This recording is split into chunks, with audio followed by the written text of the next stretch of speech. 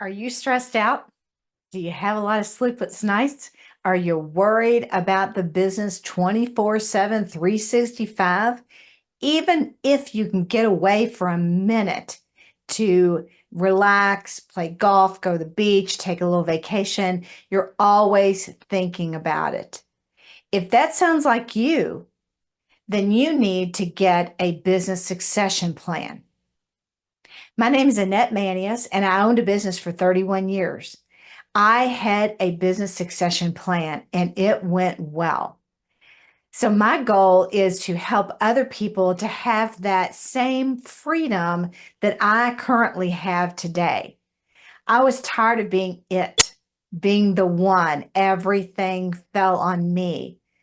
And even if I had managers and leaders, it's still at the end of the day was me that everything fell on.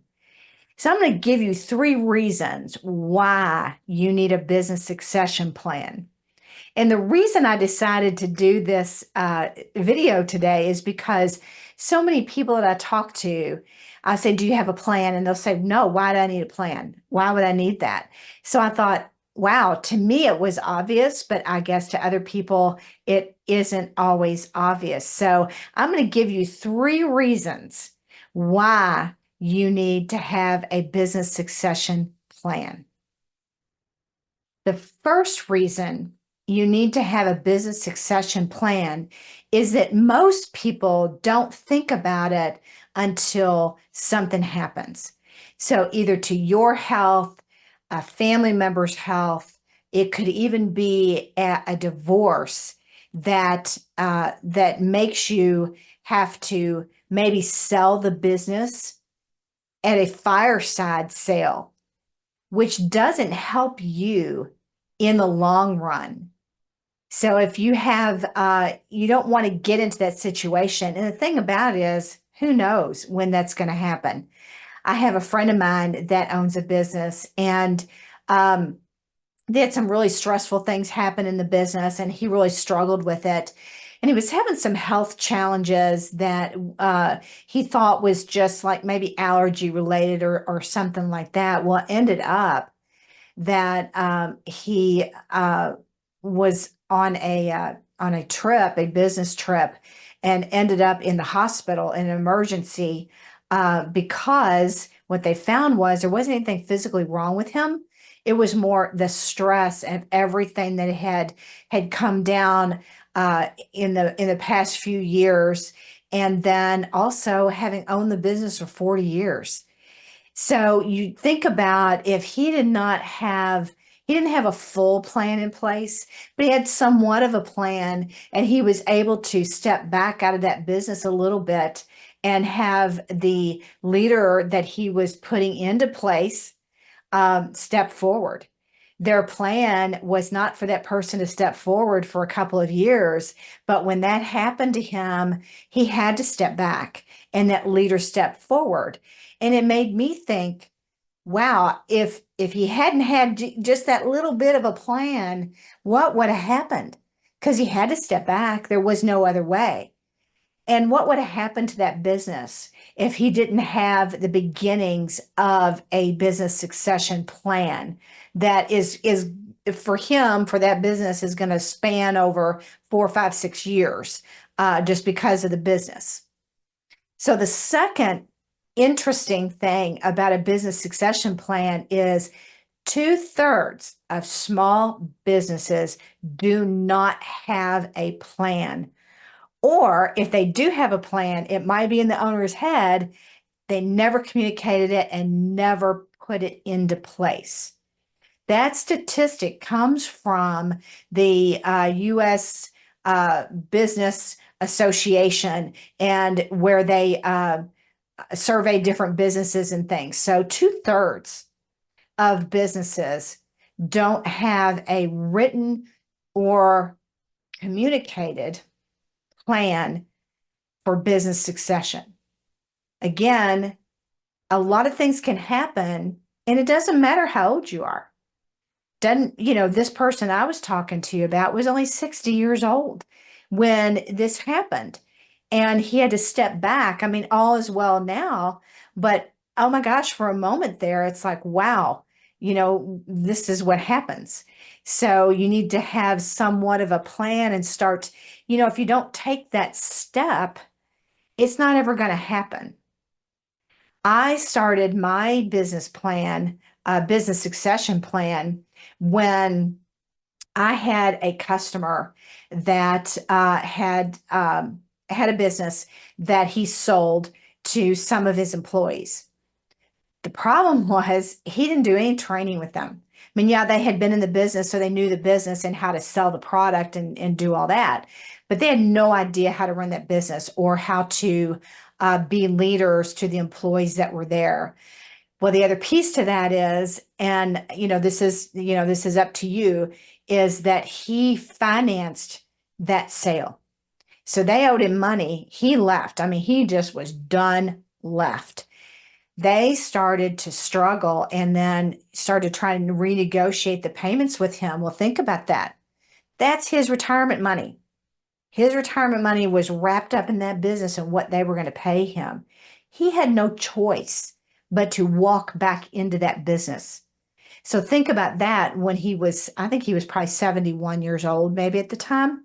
He had to step back into a business that he had been away from for a year and a half. And it was not in the shape it was when he left. So he didn't really have what I would call a plan because he didn't help mentor those people that were taking over the business to make sure it was going to succeed. That's the biggest part of it. You can, get your valuation, figure out who's going to sell it. But okay, now that you've done that, how are you going to make sure that that business succeeds? And what's it going to look like on the end? My end goal was that I could look back on that legacy and say, I started that business. They're still a going concern. And so that's why I took the time to train them and to make sure that they could lead and run that company and make it grow. Whereas I was like done. I wanted to make sure that it was a going concern as well. And then the third one is finding a business successor is vital to the business. Again, going back to, if you wait till the last minute when it's a fireside sale, it's going to be tough. And, you might have a family that's going to come into the business or is already in the business, and maybe that's your succession plan. Like me, I had three people that were not family, but had been in the business. They were my succession plan. Both of those scenarios, those people need to be taught how to run a business and how to be a leader to make it successful. I've seen people who have turned their business over to let's say a son or daughter, but not give them any mentorship or any guidance there, and they fail. It doesn't work. You think about, statistically, they say that third generation companies fail pretty often.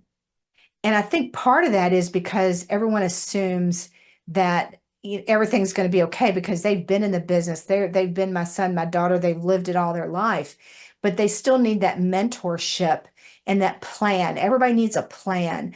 I think what happens is, I know for me, when I don't have a plan for something, doesn't matter what it is, could be anything in my life, you start kind of thinking things, you make up your own narrative about things. But once I have a plan, I've planned it out and said, okay, here's my plan.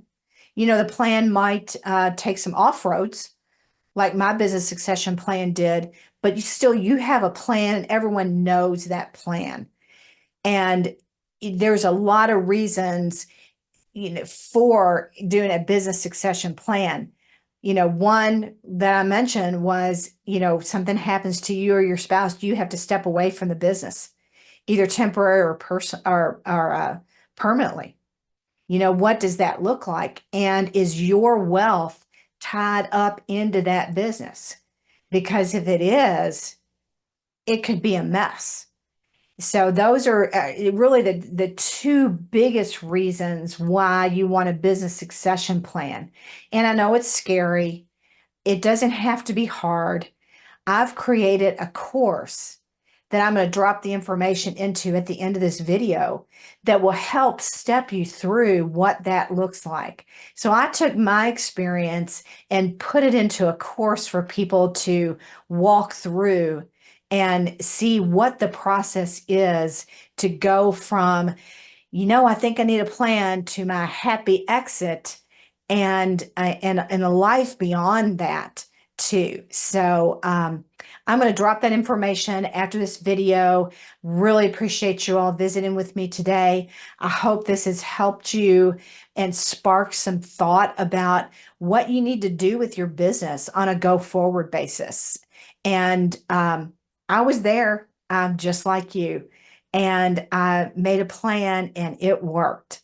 Thanks again, and I hope to see you soon.